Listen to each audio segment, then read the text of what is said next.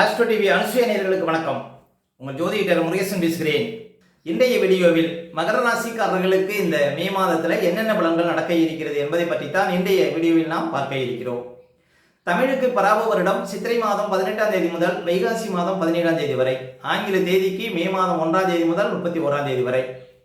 மகர ராசிக்காரர்களுக்கு இந்த மே மாத கிரக நிலவரங்களை பார்த்தோமானால், ராசிக்கு 2ஆம் இடத்திலே ராகு, 3ஆம் இடத்துல செவ்வாய் சனி, 4ஆம் இடத்துல சூரியன் புதன், 5ஆம் இடத்துல சுக்கிரன், 6ஆம் இடத்துல குரு, 8ஆம் இடத்துல கேது சஞ்சரிக்கிறார்கள். மேலும் மகர ராசிக்காரர்களுக்கு இந்த மாத கிரக பயிற்சிகளை பார்த்தோம்னா, மே மாதம் 11ஆம் தேதி செவ்வாய் பாருங்க ராசிக்கு 4ஆம் இடத்துல ஆட்சி பலத்தில் அமர இருக்கிறார். மே 14ஆம் தேதி சுக்கிரன் பாருங்க ராசிக்கு 6ஆம் இடத்துல அமர இருக்கிறார். அதே 14ஆம் தேதி பாருங்க புதன் ராசிக்கு 5ஆம் இடத்துல அமர இருக்கிறார். மே 15ஆம் தேதி சூரியன் பாருங்க ராசிக்கு 5ஆம் இடத்துல அமர இருக்கிறார். இதுதான் பாருங்க இந்த மாத கிரக பயிற்சிகள். இப்ப மகர ராசிக்காரர்களுக்கு இந்த மாதம் எப்படி இருக்கும் பாருங்க. மகர ராசிக்காரர்களுக்கெல்லாம் விரைவில் மிகப்பெரிய அதிர்ஷ்டம் காத்திருக்கு அப்படின்னு சொல்லலாம். ஏன் அப்படின்னா, குரு பகவான் பாருங்க அடுத்த மாதம், அதாவது ஜூன் மாதம் 1ஆம் தேதியிலிருந்து உங்க ராசியை பார்க்க இருக்கிறார்.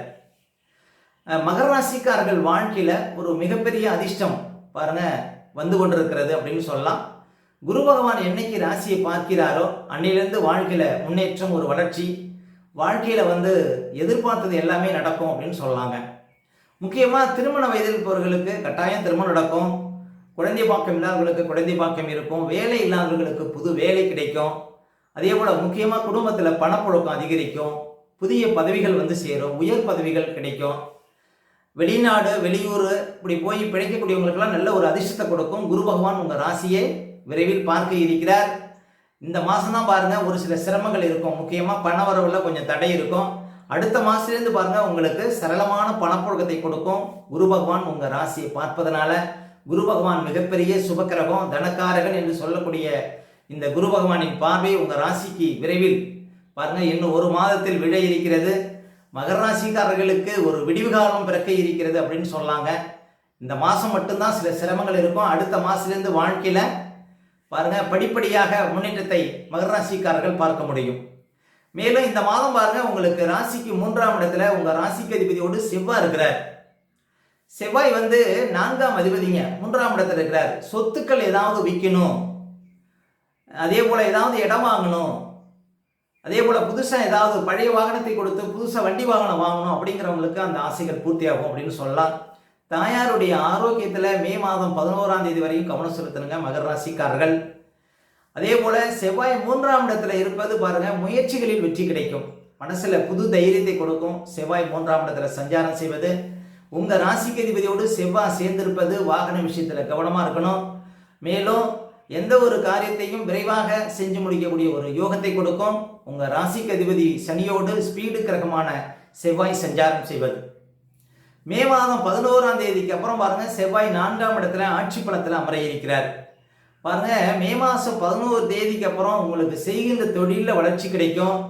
தாயாருக்கு ஆரோக்கியத்தில் இருந்த பிரச்சனைகளுக்கு தீர்வு கிடைக்கும். அதே போல உயர்கல்வி படிக்கணும் அப்படின்னு நினைக்கிறவங்களுக்கு அந்த ஆசைகள் பூர்த்தியாகும். குடும்பத்தில் சுபகாரிய பேச்சுக்கள் நன்மையில முடியும். மேலும் சொத்து வகையில் அதிர்ஷ்டம் கிடைக்கும்.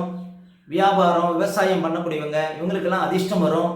வேலை இல்லாதவர்களுக்கு புது வேலை கிடைக்கும். ஏன்னா செவ்வாய் 4ஆம் இடத்துல 10ஆம் இடத்தை பார்க்க இருக்கிறார்.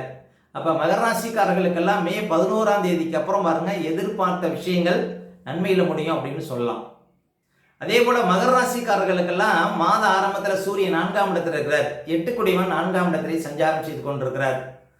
இது பாருங்க உங்களுக்கு பெருசா முதலீடு பண்ணீங்கன்னா அதுல பாருங்க கொஞ்சம் கவனமா இருக்கணும். இந்த சூரியன் 4ஆம் இடத்துல சஞ்சாரம் செய்ய வரையும். ஏன் அப்படின்னா அவர் 8 குடையவர்.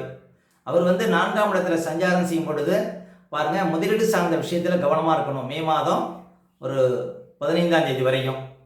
இந்த மே மாதம் ஒரு 15ஆம் தேதிக்கு அப்புறம் பாருங்க 8 குடைவன் 5ஆம் இடத்துல அமர இருக்கிறார். இது பாருங்க உங்களுக்கு அதிர்ஷ்டத்தை கொடுக்கும். மே மாதம் 15 தேதிக்கு அப்புறம் நீங்க எந்த ஒரு காரியத்தில் இறங்கினாலும் அதில் வெற்றி கிடைக்கும். மே மாதம் 15 தேதிக்கு அப்புறம் பிள்ளைகளுடைய ஆரோக்கியத்தில் கவனம் செலுத்தணுங்க மகர ராசிக்காரர்கள். ஏன் அப்படின்னா 5ஆம் இடத்துல சூரியன் சஞ்சாரம் செய்திருக்கிறார் மே 15ஆம் தேதியிலிருந்து. அவர் 8 குடைவருங்கிறதுனால பிள்ளைகளுடைய ஆரோக்கியத்தில் கவனம். அதே போல மகர ராசிக்காரர்களுக்கெல்லாம் பாருங்க குரு பகவான் 6ஆம் இடத்திலே சஞ்சாரம் செய்து கொண்டிருக்கிறார். குரு பகவான் வந்து தனக்காரகன். அவர் 6ஆம் இடத்துல கிட்டத்தட்ட ஒரு வருஷமாக சஞ்சாரம் செய்து கொண்டிருக்கிறார்.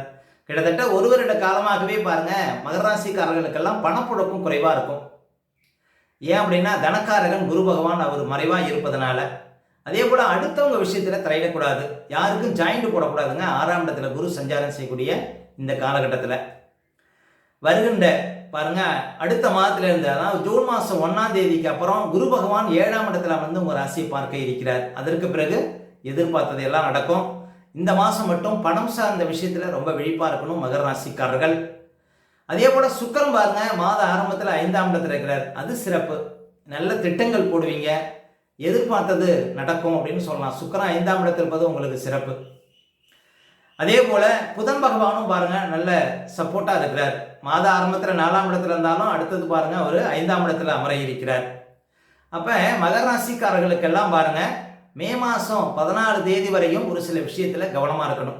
ஏன் அப்படின்னா மே 11ஆம் தேதி வரையும் செவ்வாய் வந்து 3ஆம் இடத்துல இருப்பதும், உங்களுக்கு அவர் 4ஆம் அதிபதி 3ஆம் இடத்துல இருப்பதும் சின்ன சின்ன தொழில் ரீதியாக உத்தியோக ரீதியாக சில சிரமங்களை கொடுக்கும். அதே போல 8க்குடைய சூரியனும் பாருங்க 4ஆம் இடத்துல சஞ்சாரம் செய்வதும் பாருங்க உங்களுக்கு வியாபாரத்தில் சொந்த தொழிலில் பாருங்க உத்தியோகம் சார்ந்த விஷயத்துல சின்ன சின்ன இடையூறுகள் இருக்கும். வியாபாரத்தில் பெருசாக முதலீடு போடணும் அப்படிங்கிறவங்கெல்லாம் பாருங்க கொஞ்சம் மே மாதம் 15 தேதிக்கு அப்புறம் முதலீடு சார்ந்த விஷயத்துல கவனம் செலுத்துறது நல்லது அப்படின்னு சொல்லலாம். அதே போல மகர ராசிக்காரர்களுக்கெல்லாம் பாருங்க இந்த மாதம் தாங்க உங்களுக்கு குரு பகவான் 6ஆம் இடத்துல இருக்கிறார். அடுத்த மாதம் பாருங்க 7ஆம் இடத்துல வந்து உங்க ராசி என்னைக்கு பார்க்கிறாரோ அன்னிலிருந்து உங்களுக்கு ஒரு விடிவு காலம் அப்படின்னு சொல்லலாங்க. மகர ராசிக்காரர்களுக்கு மிகப்பெரிய சுபக்கிரகமான குரு பகவான் உங்க ராசியையும் ராசிக்கு 3ஆம் இடத்தையும் லாபஸ்தானத்தையும் பார்வையிட இருக்கிறார். சில கஷ்டங்கள் முடிவுக்கு வரும், நீண்டகால பிரச்சனைகள்லாம் பாருங்க தீரும்.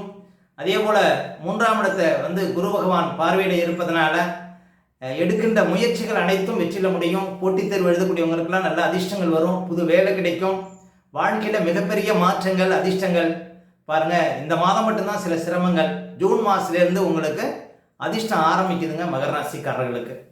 அடுத்த மகர ராசிக்காரர்களுக்கு சந்திராஷ்டமம். இப்ப மகர ராசிக்காரர்களுக்கு இந்த மாதம் எந்த தேதிகளில் சந்திராஷ்டம் வரும் அப்படின்னு பாத்தீங்கன்னா இந்த மே மாதம் 22, 23, 24 இந்த தேதிகளில் உங்களுக்கு சந்திராஷ்டமம் இருக்குங்க. இந்த தேதிகளில் மட்டும் கொஞ்சம் கவனமாக இருக்கணும். சந்திராஷ்டம தினங்களில் தான் நம்முடைய உடல்காரகன் மனோகாரகன் என்று சொல்லக்கூடிய சந்திரன் 8ல் மறையும் பொழுது நம்ம உடல் ரீதியாகவும் மன ரீதியாகவும் அந்த நாட்களில் பாதிப்படைவோம். அந்த நாட்களில் தாங்க இந்த பதட்டம், படபடப்பு, தெளிவில்லாத நிலை, மனக்குழப்பம் இதெல்லாம் கொடுக்கும். அதனால தான் சந்திராஷ்டம தினங்களில் புது முயற்சிகள்லாம் தவிர்க்கணும். அதே போல் வண்டி வாகனத்தில் செல்லும்போது பாதுகாப்பு கவசங்கள்லாம் கண்டிப்பாக அணியணுங்க. மற்றவங்கள்ட்ட பேசும்போது ரொம்ப நிதானமாக பேச வேண்டிய நாள் பார்த்தீங்கன்னா இந்த சந்திராஷ்டம தினங்கள். அதனால் சந்திராஷ்டம தினங்களை அனுசரியுங்கள், வாழ்க்கையில் வளம் பெறுங்கள். மேலும் மகர ராசிக்காரர்களுக்கு இந்த மாதம் எந்த தேதிகளில் பணப்புழக்கம் ரொம்ப சிறப்பாக இருக்கும் அப்படின்னு பார்த்தீங்கன்னா மே மாதத்தில் 3, 4, 5, மே 8, 9, மே 12, 13, 14, மே 19, 20, 21, 22, மே 30, 31 இந்த தேதிகளில் நிறைய பணப்புழக்கத்தை பார்க்க முடியும் மகர ராசிக்காரர்கள்.